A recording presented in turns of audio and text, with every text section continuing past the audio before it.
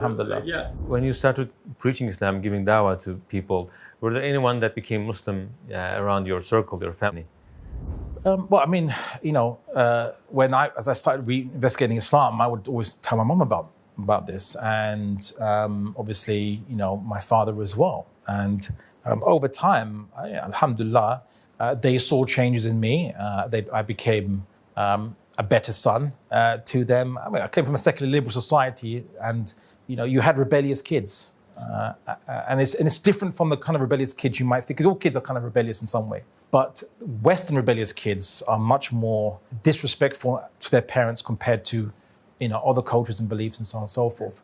And so when I answered what my purpose in life was, I saw the errors of my ways, and I saw that I increased in gratitude for what my parents did. But when my parents saw this, when they see that their son is working harder, is politer, is more well-behaved, I mean, I wasn't perfect, but they saw a radical change in me.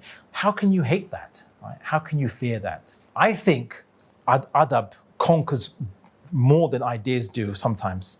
People just see the change in your adab and akhlaq, and that impresses them and inclines their heart towards you more or more effective than any hours of preaching you can do or speaking you can do. The one difficulty is it is hard for the parents to see their child, teach them about life. So I changed your nappy, right? And now you're going to tell me about what I should be doing in life. So there was some of that, but eventually, like, my father kind of rediscovered, I suppose you could say, Islam for himself. And for my mother, she became a kind of a nominal Muslim. It's not 100% perfect, you could say, because the thing is that she doesn't have many Muslims around her, right? And so all her friends, or most of her friends, are Catholic or secular and so on and so forth. So it's very hard, because we're social creatures as human beings. You need to have encouragement. But alhamdulillah, she did say the shahada. Some people's stories are a bit more romantic, you could say. My one was more this gradual realization for both myself and eventually for my parents too.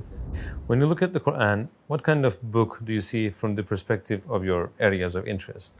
When you read the book of the Quran, it is unlike any book you've ever read. Even when you see the translations, it doesn't seem like something a very capable human being could ever attain. Because usually people who are very good at writing books and very good at writing, they have these very limited structures they think information should fit into. Yeah, so chapters which only have a few points in them, and then they move to the next chapter, move to the next chapter. The thing with the Quran is that one verse, its meaning can change depending on what question you ask. And you can read things that superficially don't seem connected, but you feel in the back of your mind there is a structure beneath it. My advice to anyone reading the Quran is have a conversation with the Quran, not just passive reading. Ask questions. And you might think, well, I asked questions to a book, how can it answer me? But you'd be surprised how an ayah you think was very basic, didn't really have much explanation, how it can answer questions you've never ever even contemplated or thought of. It's a book you can just keep on rereading again and again. Muslims today are more preoccupied with the sound of the Quran rather than the meaning of the Quran. There's even a hadith that talks about this. I mean, some people say that the hadith is da'if, but I don't know, it seems to predict things very interesting.